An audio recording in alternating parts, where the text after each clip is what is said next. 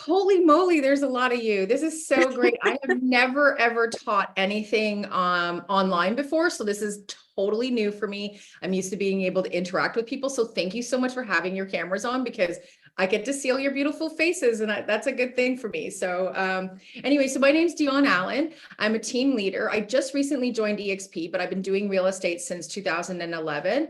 And I have a team of, there's 4 of us, plus we have our awesome Vivian, and we've been, we work mainly in Durham Region, but we also go out to Peterborough, Northumberland area as well. Basically, I used to teach in classes before, but I'm really excited to be able to do this opportunity with EXP. So thank you all for coming today. And thanks even for the people that are in cars. That's amazing for being here as well. So I was asked to teach a little bit about, I guess, getting started. I don't know how many of you are brand new agents or just agents struggling. I know like in our first year, sometimes it can be really difficult. In my first year, I really focused I was, first of all, a mother of 4, my youngest being 2, and I would take her out to see showings and do everything like that because I didn't have any daycare in place. She actually got really good at doing like telling people when we were at showings that they had great closet space. And she would point out like, oh, there's some water damage in the ceiling and stuff. It was really quite amazing at that, between 2 and 3 when she was able to do that. But what my main focus was going to classes, learning what I needed to do, really getting in contact with people, but really it was open houses. So what I thought I would do is just kind of run through the rules and like really what you should be doing as you're getting started, but then I'm going to give you a little bit of a focus on open houses as well, because I ended up doing 24 deals in my first year. My husband told me I could be a real estate agent as long as I did 1 deal to pay back my schooling, and I did 24 deals, rookie of the year, and mine was based off of open houses. Like I worked open houses every weekend, sometimes 4 open houses in a weekend, but those people still are in my database, the people I made connections with way back when. And in fact, I have to share with you, Vivian, who is my amazing all be all, her husband came into one of my open houses and they were my very first listing. So I want to share that with you because I think there's a great deal of how to connect with people, and also a great way to follow up with people to continue to keep them in your database the whole time. So does that sound good, everybody? Yes, I know nobody can hear. I can't hear anybody. I'm used to having that. Sorry. Okay, so I'm going to share my screen. Okay, that's it there. Okay, so that's me in black and white. It's plain as day. And this is the how to get it started as a new agent. So as a real estate agent, we have responsibilities. We have a job to do. We are working on our own businesses here. So we are business owners and we're working on our own job. So we want to make sure that we are doing the main things in our job to keep us, successful. So the number 1 job we have as realtors is actually lead generation. I'm sure you guys have heard this. If you haven't before, then that's great. But if you have, this is just a reminder. So lead generation is done by prospecting new leads through activities such as cold calling, doing events, door knocking, networking, social media, online marketing. When I started, social media was not a thing. So it's become quite a big thing. Then we have lead conversion. We have to follow up with these leads and nurture them and take care of them and constantly trying to figure out how are we going to get those leads to work with us? What makes us stand out than the other realtors? And then our other job is doing other job is doing listing presentations, booking appointments to be able to get in front of sellers to share with them what their houses are worth and why they would use us. Buyer consultations. I tell my team all the time, it's okay to meet a potential buyer at a home house, at an open house or door knocking or at an event, but you really should always sit down and do a buyer consultation because you want to get to the bottom of what their needs are. So that way, when you are actually looking for them, they never feel like you're wasting their time. And you can always bring them back to what those needs are if they start going out and about. Negotiating contracts is obviously another thing that's part of our job to do. And that's how we get paid. We get paid by negotiating those contracts. So you want to really make sure that you are understanding the sales contracts, you're understanding what's happening in the market, so that way you can guide your sellers or your buyers on what a good offer is, or whatever in that market. Showing properties, super important. Obviously, if we're not showing properties, people, we don't have any clients, right? If we're doing the buy side. Client follow-up, again, is just, it's all about that lead generation and client follow-up. So again, I feel like this is the standard that most people know. And if you're brand new, it's really important to get to understand that this is your main focus. This is your job to do. I'm going to fumble around here. I think I just push a button and okay. So in the beginning, so as I said, in the beginning, a lot of times, like I remember feeling like a little bit overwhelmed because I was taking training and I didn't know what I was doing. And, I did have a mentor, which was great. So I could ask questions. And, one of the things that I did right away, which I think is super important, is brand new sales agent. Even if you're brand new and someone who's coming into the industry, tell them to work on 100 people they know, put it in a database, put it in an Excel spreadsheet or a Google Sheets or anything like that. And just start with the people that the people in your sphere. Write down their first names, their last names, if you know their birth dates, their home address, their email address, any social media. Write down any people that are their relatives, and just do it in a column and get that all ready. If you can start with 100 people, because a lot of newbies say, oh, I don't have a database yet. Well, so many people. It could be from, schools. It could be, I was a mom, so I utilized the moms that I knew at school, kids in sports. Some people are playing their own sports. Some people are in book clubs. Some people are in other types of clubs. And really focus in on building that database. And it's amazing because I have some younger people on our team that, fresh out of university, and they're like, well, I don't know anybody. I'm like, your professors, you're like, there's, so many people, and just start putting them down. So I think it's super important, because what you're going to do with that database, once you have it, is let those people know that you are a realtor. You're a realtor. You're not the secret agent. You want to be out there and say, guess what I did? Write them a letter, give them a phone call, send them an email. How about even letting them know in person by inviting them for a coffee, or to your own home for, like, say, I'm going to have a few people over and I want to tell you what I'm up to right now. Having people for some pizza. Like, it doesn't have to be a big thing, or it doesn't have to cost anything, just, can I meet up with you guys? I want to let you know what I'm up to. But this gives you a list that you can actually check off to say, I've been in contact. And one of the biggest things I know as a realtor, a fear that I always had was, I was always fearful that if I asked them for something, like, referrals or, anything like that, that I was going to be bothering them. What I didn't realize is they actually truly want to help you, especially the first 100 people that you put in your database. There's a good percentage of those that actually just want you to succeed. So they will be your cheerleaders, and they're going to look out for people and overhear someone talking about real estate. And they'll be like, oh, my friend Laura is sitting here and she just got her real estate license and you should use her, right? So that little creative database is one of the most important things, I think, getting started right away. Of course, you need to create a social media pages for Facebook business, Instagram, LinkedIn, X, TikTok. Don't take up too much time worrying about your branding. I have a big brand now, yes, but I didn't in the beginning. I had a little tiny shoe on my card, on my business card. I had the most terrible, tacky website.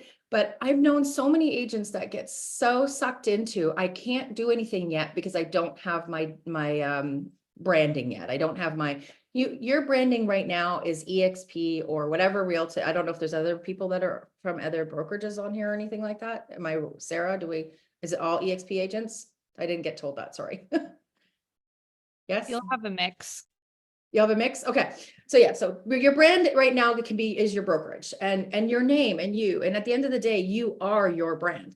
So don't get tied up in that. Obviously, attend as much EXP as you can, especially in the beginning, and also for refreshers. I love attending still after, almost 12 years in the business. I still love attending different things just to hear things again and again and be like, oh shoot, I remember I was going to do that. How many times have I contacted Courtney and go, oh, Courtney, can you help me do this or whatever? So I think that's really important. Second, another one is connect with other agents. other agents are willing to share and talk to you and take, like, if you have questions, share their experiences. I am a firm believer that there's enough pieces of pie that to go around to everybody, that why wouldn't I want someone else's growth to happen? So if you ever, want to reach out to me, you can always do that through the workplace app or whichever. I'd be happy to sit with anybody, have a coffee, and just talk about what they're doing in their business and how maybe I could give them a couple ideas. Previewing homes, so important. If you are not showing homes, you need to be previewing homes. If you want to pick an area that you want to work in, that you want to work in, or if you're working an open house, go and see the homes. I remember feeling a bit like, oh, I don't want to go because I don't have anybody to take. And I got all weird about it. And I felt weird if I went alone. So what I did was I actually called up some friends and I said, hey, want to come see a house with me? And I would book like 3 or 4 houses, and they were excited because they were excited to see what was happening in their own neighborhoods.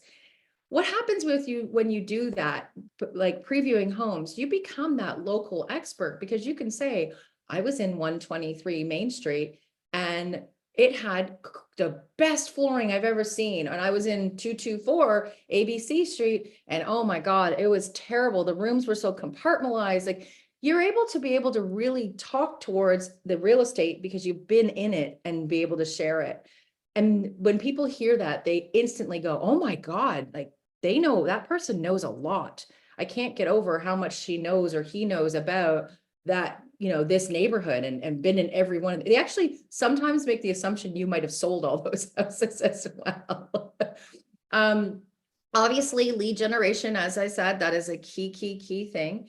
One thing before I move on to the last one is just as a reminder, when you are previewing those homes, make sure you book it as a preview if you are going alone, so they don't wonder where your clients are if they've got cameras and stuff like that. Just it's a common courtesy for people. So the last one is time blocking, because I hope everybody knows what time blocking is. Time blocking is something that still gets away from me today, and definitely my team, because we get so busy being busy. Like all of a sudden we're, out running around with clients and we're doing all of these things, but then we forget that we have to do that lead generation. And then 6 months from now, we're like, oh, we don't have any clients anymore. And it's because we weren't being consistent every day doing some lead generation.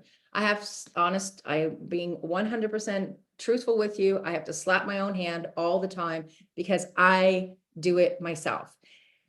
But it's like everything in your everyday life. Time blocking, you should be able to time block your exercise, your vacation, your time with your kids, time with your family, time with your friends, time for a massage. Me, it's travel. But you want to be able to time that, put that all in there. But your lead generation should be a major focus every single day. Well, at least 5 days a week. And lead generation doesn't always have to look like I'm going to sit and phone call or door knock every single day. You can mix it up. If you're like me, literally squirrel, like I'm always all over the place, I can't do the same thing all the time. I have had to come up with different things. One of the reasons why I actually liked an open house is because there's so many different things that you can do to lead generate around an open house. This is just an example of what a perfect week might look like. This is time blocking. So if you have a calendar, you want to be able to put in your, your me time, I did some Rich Robbins training. This was a Rich Robbins thing.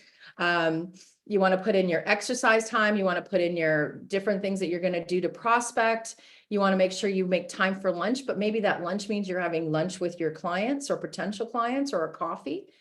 And you want to make sure you always schedule family time as well. So in this here, let's say Monday happens, and while Mondays happen, if you know what I mean, and you didn't get to your timed lead generation, you cannot excuse that. You have to move that and put that somewhere else. So if I didn't get to do it Monday and I'm going to have to figure out where else am I going to add that lead generation into. So it's super important to understand that this is a movable calendar, but you just have to commit and make sure that you are actually doing that lead generation. Is everybody sick of me saying lead generation? Yeah. Too bad, because that's what you got to do. Okay, so how to host an amazing open house. One of the things that I did when I first started was, number one, how the heck do you host an open house? How do you do that when you don't have any listings? You need to connect with other realtors that have those listings, and don't just text them or put it in a group, I'm looking for an open house. You need to build a relationship with some realtors that you know that continuously have open houses. And when you do that, you're going to become their go-to person when they don't have coverage. So what I did was, I noticed that in my brokerage at the time, there were 5 people that were consistently having open houses. I phoned everybody up and I introduced myself. I said I was a brand new agent. I was looking to work any open houses that I was available. And that one thing that I would do for them is make sure that I provide them with the best feedback, and that I would be hosting open houses that were going to not only make the seller feel great, but it's going to make people walking in the house feel great too. And they're going to want to buy the house because I've put on such a great experience for buyers coming in. So, sorry, I apologize. There's something in my way here. Okay. So why would you host an open house? Well, attending an open house is a great opportunity for buyers to fill out a property in a fairly relaxed setting without pressure of an individual or of an individual viewing. Let me tell you how many times I've worked in open house and buyers have walked in and they're like this, "Ew, don't talk to me. I don't want to talk to you." And I'm always like, "Oh, it's okay. I'm not going to bite. I promise. Like, just come on in. Let's have a conversation." And, I let them warm up a little bit. Like, I basically tell them it's okay. I'm not here to sign you up in a contract. Just come on in and let's have a look at the house together. So online videos and stuff like that are great, but there's nothing like exploring a home. So, if you ever have a seller who says, "Well, I don't want an open house," this is actually a good way to handle an objection, is saying, "Great, we have great photos, we got great video, but honestly, if we have those buyers out there that are not willing to work with us demon real estate agents, and sign a contract with us, then we need to be able to let those people in here and have a look at the house, because we're losing potential buyers if we're not doing that." So it also, one of the big reasons why you would want to host an open house is because it creates a great opportunity for lead generation, and you get quite a few touches out of that. We got to come up with a new slang for lead generation that sounds better, not so daunting. Making friends. Let's make new. Oh my God, who said that? I love that. I can't see who said that. That is the best. Jen. That's what I'm going to call it from now on. That is best. So anyway, so good. So this is a simple client touch plan, a smart plan that you can kind of do here. So the cool thing about an open house is you got a listing. Maybe it's not your listing, but you can still, because you're working it, you can do all of this stuff too. So number one, you can door knock an open house. Door knocking, ooh, scary, but not really, because now you're inviting people and you're not going, "Hey, I'm Dionne and I want to sell your house." You're saying, "Hey, I'm Dionne. I'm hosting a wine and cheese open house at 123 Main Street. I would love for you to come. Here's your special invite." So it doesn't feel like you're bothering, and I know that's always the thing, bothering people when they open the door. But that's one touch. Make sure you track the doors that you knock on and also the doors that open as well. That's super important. So take notes while you're doing your door knocking. You can also cold call a neighborhood. Personally, I don't cold call. I know there's people on this call that are really great at it. And I think that's an amazing skill. So cold call the neighborhood and do the same thing. This is an opportunity to invite somebody. You're not looking to sell their home. You're inviting them to meet you at this property, check out our listing. Then after you've done all of that, you can actually follow up with all those people who have opened the doors and spoke to you. If you were lucky enough that they gave you if you did capture any information like an email or something, because you get talking to them, then that's great. But if you didn't and you only had them open the door, you handed them the invite, you can actually go back and hand them another card. And I usually do like a $2 Tim's card in here. And we have one that says, a card actually says, "Thanks for not slamming the door in my face."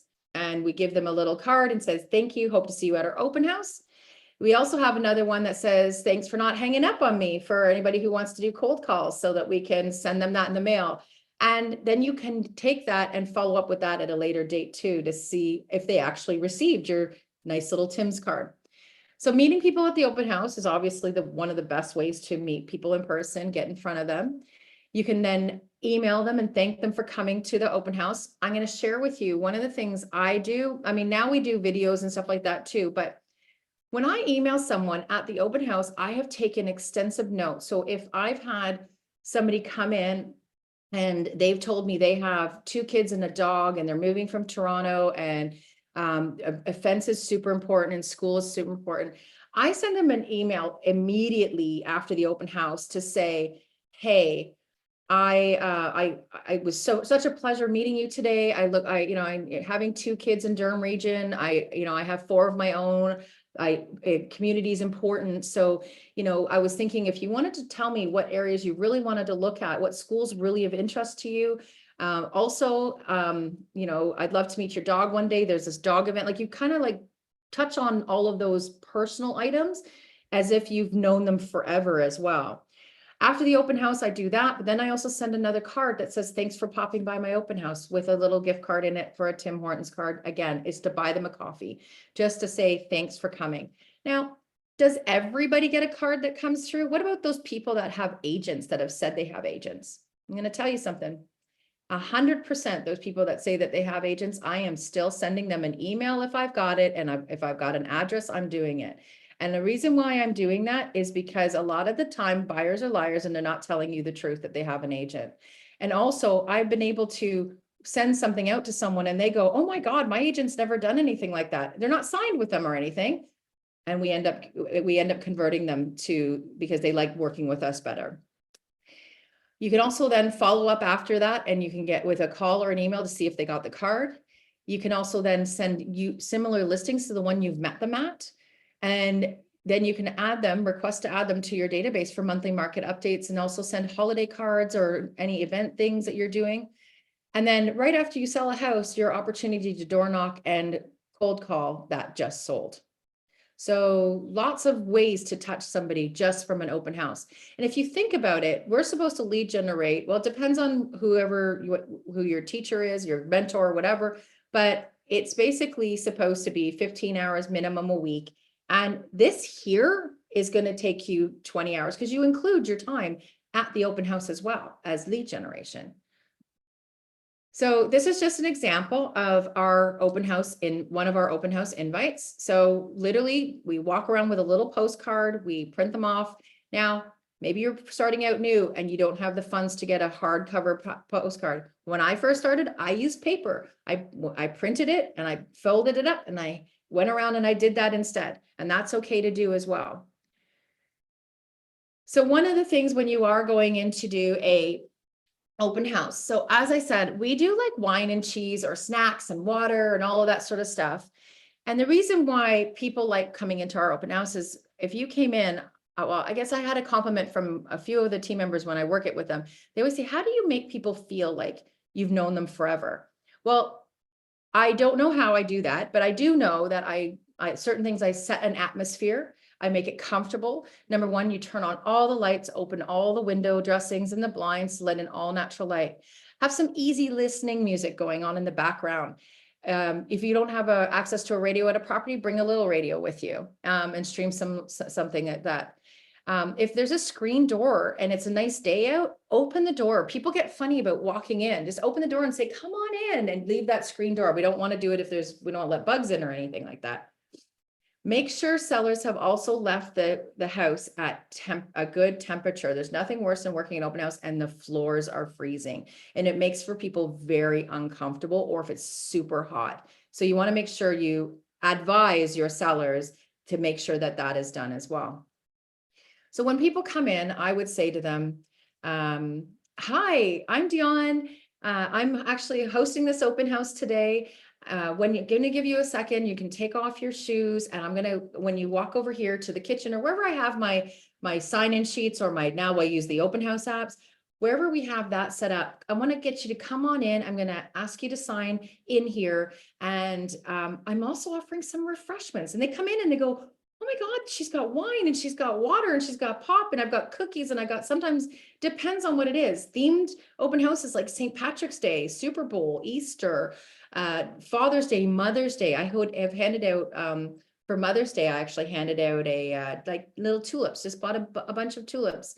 And first 10 people that came through that had someone there, I would give them a tulip.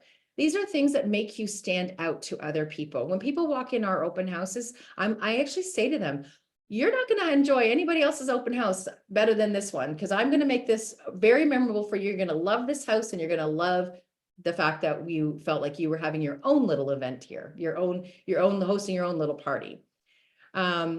I also bring with me a binder of stuff for people to flip through and look at recently sold and also what's on the market. And I also make note of other open houses in the area that might be similar to that house.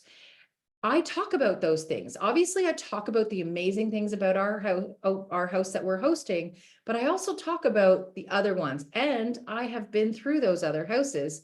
As I told you before, previewing those homes are really important. And I go through those houses and I'm able to say, oh, yes, that's the one that had that really bad dog smell. Or didn't you love that bay window, right? Like and they really feel like you are an expert because you can talk to them about what they just saw. And don't worry. And also, if someone sees something in that book, you can, and it is listed for sale and they haven't gone to it and maybe they don't want to go to the open house, you can say, I can take you to see that house. Right? So it's one way to be able to, one way to connect with them. So this is just an example. This is some older pictures. I was trying to find this is newer and older. So after COVID hit, we kind of took it down a little bit and just did little bags of gummies, little bags of popcorn. So it's easy for people to take. Before COVID, I was doing full on out displays. I kind of mix and match it now. I still have some popcorn. I have so it's really to people's comfortableness. I do have a bottle of hand sanitizer there. And funny enough, most people won't take the wine, but it's there on display. You have those occasional ones that will, and they're like, only if you have one with me. You're like, okay, so you might have to pour one for yourself, but you can reuse that bottle over and over again because people are just shy a little bit. But I love it when you get someone to open it and wants a glass of wine, that you know that they're your people, like, you know, they're comfortable with you already. So, but snacks, like even having cookies and there's kids there, just make sure they're nut free and whatever, right? And just kids are like talking to a kid at an open house and the parents seeing you interact with them. It shows that you are good with family. And if you don't have cookies, maybe it's chocolates, maybe it's whatever, little treats, super important. Oh my gosh. Sorry, 1 second. I just had my screen mess up. I apologize. Now you have a question? Okay, there we go. So who has a question? Anna, did you have a question? Yes, I did. Okay. Go ahead. The question is that when you mentioned that during the open house, they notify you that they have an agent and Yep. you still send them the card. Thank you card. The thank you card. So it doesn't kind of, interfere the relationship between the client and the existing agent. So they don't complain about that, saying like, oh, the agent never called you back saying like, why did you send it to my clients knowing that they're my clients? Never? No. And if they have an agent name on it, I don't put it. But if they say I have an agent and haven't given me a name, I absolutely will send it. Makes sense. Thank you. No problem. Yeah. And I find that buyers, they come in and they'll say to you, oh, I've got oh yeah, I'm working with an agent. You'll be like, oh, who's the agent? And then they'll be like, they work at Remax.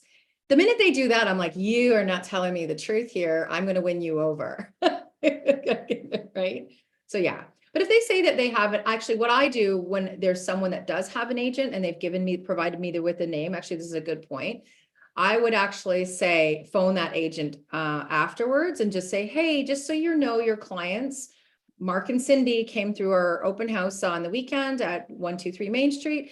Just wondering if you had any feedback for my sellers.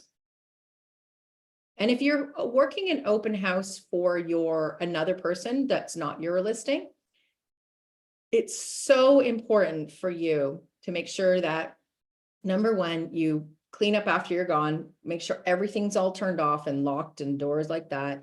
And then also follow up with that listing agent within, like, after you've picked up your signs, and just give them feedback. I actually used to bring a pad of paper and even leave a note for the sellers. I'd ask permission of the listing agent if that was okay, but I would say, hi, thanks for letting me work your open house today. We had 14 people through. The feedback in general was great. I wouldn't give them the negative stuff, just the positive, just a little thank you for them. And then I'd call the listing agent and say, okay, here's what happened. That way they can get back to their sellers who are eagerly waiting for some information back. So you don't have to leave a note for the seller, but I did it because I just thought it was common courtesy, and I was grateful for them letting me in their home when I wasn't their actual listing agent. And now we have to sign that paperwork that you have to do that. There's that. Okay, and oh, I'm not sharing. That's not slideshow mode. Sorry. There we go. So just a few tips of when you're working in open house is use plastic sheets in a binder so they're easy to wipe down, so you don't have to worry about people wrecking them in case you're going to work a couple. Visit the houses, as you know, I think I've said a few times, in the neighborhood that are for sales, especially ones that are having open houses. Write down anything you can learn about your attendees, either on their contact sheet, or if you have a phone, or like now that we have the open house app, write it down bring a little book and really get to know them. Like, and I want to tell you that if you have 14 people through an open house, you are not going to connect with everybody. Choose those ones to take the time that you do connect with them and really connect with them at that open house. Still take the time to be pleasant and offer things to the other people in the room, but learn a little bit more. If you have someone who looks like they're willing to talk to you, find out a little bit more about them. It's going to be so much more easier to follow up with someone that you can just say, it was wonderful to talk to you, and find out that you have a place in Collingwood, and that you love to ski. Like, being people, when you can actually say that, or you have your Timmy went to school with at the same school as my neighbor did, or like, it's the little tiny ones that really stand out with people. Another thing I didn't write here too, but when you are door knocking those open houses and someone does open, make sure you compliment them about something on the property. Like, it could be their garden. It could be you love that they got their, oh, I see your driveway or your landscaping.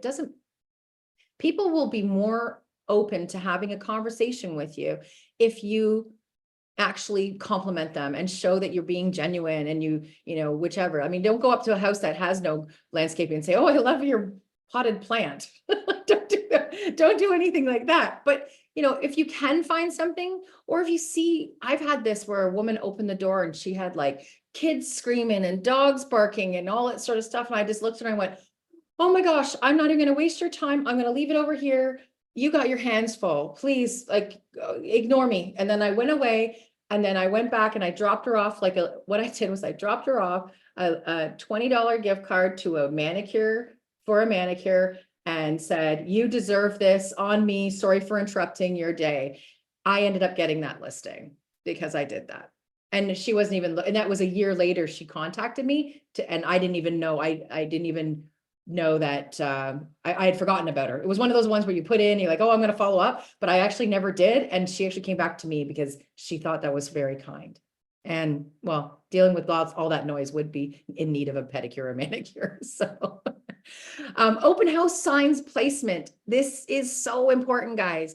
You got to make sure that you're placing your signs correctly. Before you go out, look at a Google Maps. Check out where you're going to place them. If you only have 4, then you need to figure out where the best places to go are. You want them visible. If they're in the middle of if they're at an intersection and yours is you can't see it, that's a problem. Buy some balloons, tack it onto there, do whatever to make it people be able to see them. On a windy day, they're going to fall down. So like you want to make sure something is happening there. When you get out there, all of a sudden you see on this other street that has access to your same street, there's an open house sign for someone else. Put an open house sign so people know that you have an open house in the neighborhood too, because they may miss it. It might not be the same price point as that, but some people, well, a lot of people still just drive around looking for open houses. Obviously, get the open house app. I think it's really neat because the open house app, I don't know if everybody here uses KV Core, but when they log in, it goes automatically right into KV Core, and then KV Core is actually sending out immediately, like putting them in as contacts. And if they say that they're not working with a realtor, it doesn't send them anything. But if it says, if they say, no, we're not, it actually sends them listings and contacts and automatically without you setting it up. And you can set it up to however you want to, but it's a very cool tool for sure. Wow. And that open house app, I find, because people have to fill it out. The only thing you're missing is their address though. That's the thing I miss the most, is their actual address. But that just means we have to be better sleuths and talk to them a little bit more to find out where they live. Okay. Just some examples we always have feature sheets. We have things in the area. We use the hood queue. We have an actual feature sheet of the property on the inside of this. That's a list that says things worth noting. And I go room by room that tells, and also says the square footage, the age of the house, everything that isn't on an MLS. We talk about the laminate being placed in 2019. The roof was done in 2023. We do all of that stuff. So it's a lot easier for when we're walking around. Maybe I have a busy open house and someone has a question like that. I can say, I've put all of this stuff in this document here for you. It's so great. Here you go. It says the age and everything of the home, and we can discuss that. Just sold, we have happy clients, highest sold in 3-bedroom. Do your research, find out, did you sell you can find out if you are the highest, and you can actually narrow it right down. 3-bedroom with a 1-car garage and a finished basement. We were the highest sold. How do you get people to work with you that way? And then this is an example of it wasn't that bad, was it? Thanks for popping by our open house and chatting with me. So we do have popcorn that we hand out too. And then this is, I told you, this is thanks for not hanging up on me, and thanks for not slamming your door on me as well. And people get a kick out of these things from us. So, because they're like, they think we're funny. Anyways, I don't know how I'm doing on time. I'm overtime. I'm totally overtime. I'm so sorry. No, not at all. This was so great. It was absolutely worth it. I'm sorry. I'm sorry. One question. Can you show again that card? Thanks for not slamming a door. Yeah.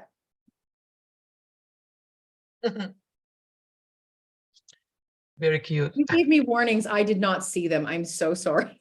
No, it's all good. It was so good. We just wanted to listen to all your tidbits. They were so amazing.